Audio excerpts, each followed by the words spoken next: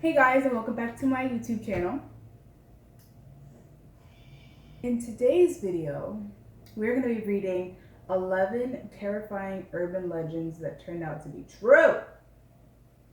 Alright, so the first one is rats in the toilet bowl. I've never heard of that.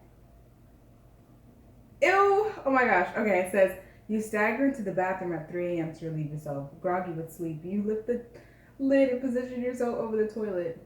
You hear splashing, turning on the light, and you see a rat looking back at you from the bowl. Ew. You're never the same again. Urban legends about animals in sewers have been a staple of scary stories, particularly the ones about baby alligators being flushed down toilets and then growing into adult size in waste channels. Literally.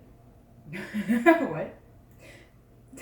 I meant to add on to that. I had a whole thought in my mind, but I remember hearing about that, especially in New York, that there were alligators in the sewer systems, which is just not even true, and about how my dog is making so much noise and I hear him. He's breathing and stretching and anyways. Oh, I just said that. Most often told about New York. Not true. While alligators and crocodiles have been found in New York, they're generally released and found above ground, and it's thought that New York is too cold for them to survive for very long, which makes sense. But finding a rodent in your toilet inches from a very vulnerable areas of your body is a particularly kind of domestic terror, and one that happens to be possible. Ew! What?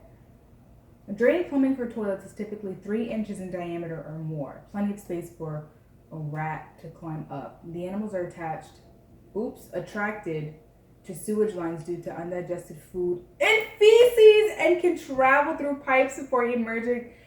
Ew. Before emerging through an opening and into your bathroom. Ew. And yes, rats can be somewhat testy when they complete their journey. One aquatic rodent bit the rump of a female victim in Petersburg, Virginia in 1999. In Seattle, the issue is common enough that public officials have given advice on what you can do in case you encounter one. Close the lid and flush, in parentheses. That's disgusting. Ew, they're attracted to...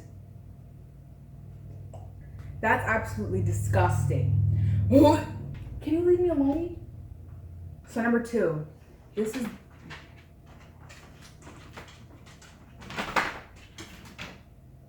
I don't know how to pronounce this. The legend of Polybius. Polybius. Polybius. I would say Polybius. So this one says, vintage video gamers have long traded stories about a coin-operated arcade game circa early 1980s Portland that had strange effects on its players. Okay. The game, titled Polybius, was alleged to have prompted feelings of disorientation, amnesia, game addiction, and even suicide. So everybody want to ruin my video. The machine's cabinet was said to be painted entirely black, and it was rumored that stern-looking men would sometimes visit arcades to collect information from the machine before disappearing. Whoa. Where's Shane Dawson? Hey, what's up, you guys? Yes. Hey, what's up, you guys? Yes. Was it a CIA experiment spun off from MK Ultra, the psychoactive drug study conducted? Yes, conducted on unsuspecting subjects. Oh my god! You know what's crazy? I read all of that, and I don't know what's going on.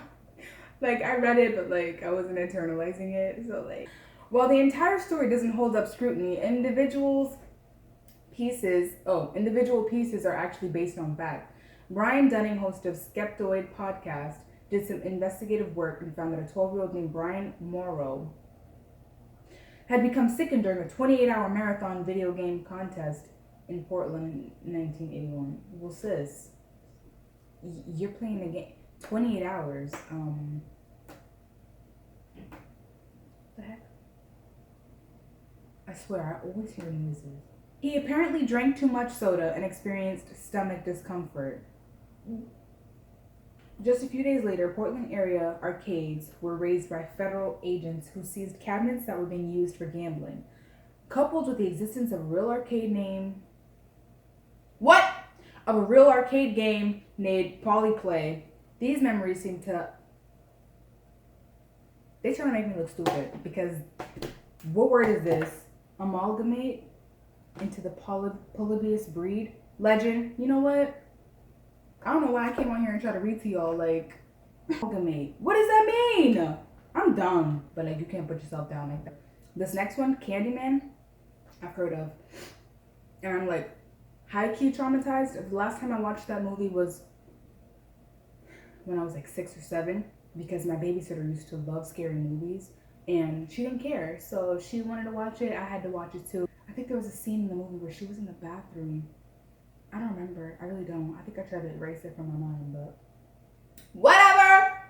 Released in 1992, Candyman based. Where am I from? Based on a short story by Clive Barker, remains a potent horror tale of the revenge undertaken by a black artist murdered in the 1890s for having a relationship with a white woman. Okay, I remember that part. While it's not likely you'll be able to invoke him by saying his name several times in a mirror, the pants-soiling idea of having a killer burst through a medicine cabinet is actually based in fact. I forgot what I was reading for a second. I'm like, urban legends that turned out to be true. And I'm like, okay. So, in 1987, the Chicago Reader published a story about Ruth McCoy, a woman living in a Chicago housing project who made a frantic call to 911 insisting she was being attacked in her apartment. Responders eventually found her dead of gunshot wounds. Investigators determined that her assailants, plural,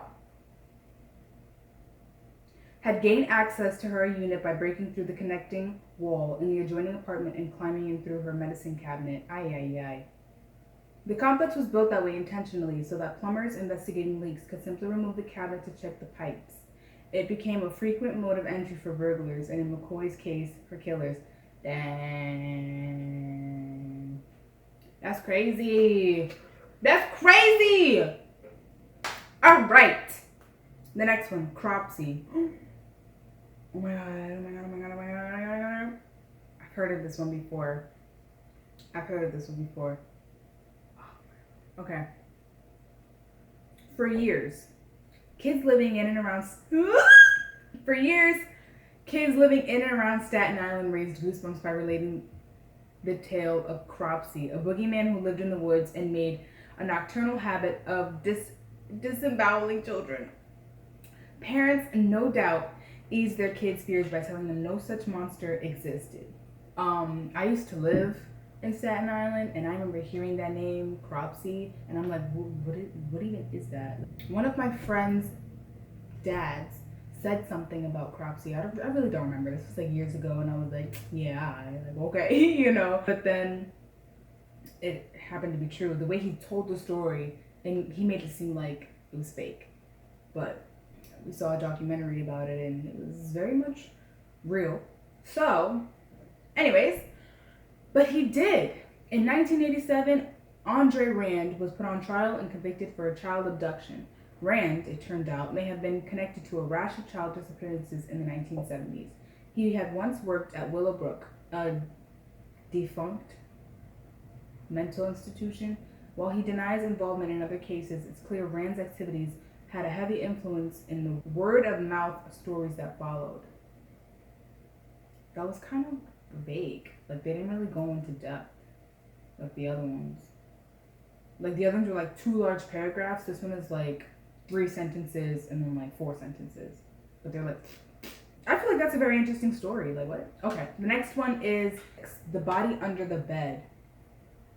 Vacationing couples, newlyweds, Disneyland guests, all have been the subject of an urban legend involving hotel occupants who fall blissfully to sleep, only to wake up to an awful stench coming from either under the bed or inside the mattress. Closer inspection reveals that a dead body has been stashed away, presumably not to anyone who has died of natural causes. This traveling tale has been confirmed multiple times over. At least a dozen newspaper stories have detailed. Can whatever over there stop clicking? Like, at least a dozen newspaper stories have detailed hotel rooms that have doubled as body disposal sites. Ugh. While the smell is usually apparent right away, at least one couple slept on a mattress containing a body in Atlantic City in 1999.